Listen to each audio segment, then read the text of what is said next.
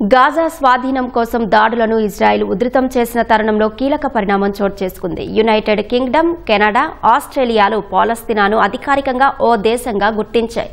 మధ్యప్రాచ్యంలో పెరుగుతున్న భయానక పరిస్థితుల వేళ ఇజ్రాయెల్, పాలస్తీనా రెండు దేశాల పరిష్కారానికి ఆశను పునరుజ్జీవింపజేయడానికి పాలస్తీనా దేశాన్ని బ్రిటన్ అధికారికంగా గుర్తిస్తున్నట్లు ప్రధాని కీర్ స్టార్మర్ తెలిపారు. పాలస్తీనా, ఇజ్రాయెల్ దేశాలకు శాంతియుత భవిష్యత్తును నిర్మించడానికి పాలస్తీనా దేశాన్ని కెనడా గుర్తిస్తోందని ప్రధాని మార్క్ కార్నీ తెలిపారు. పాలస్తీనా దేశాన్ని గుర్తించిన తొలి G7 దేశంగా కెనడా చరిత్రకెక్కింది. పాలస్తీనా ప్రజల దీర్ఘకాలిక ఆకాంక్షలను గుర్తించి స్వతంత్ర పాలస్తీనా దేశాన్ని ఆస్ట్రేలియా గుర్తిస్తుందని ఆ దేశ ప్రధాని ఆంథనీ ఆల్బనీస్ వివరించారు. బ్రిటన్, కెనడాతో సమన్వయ చర్యగా తమ నిర్ణయాన్ని అభివర్ణించారు.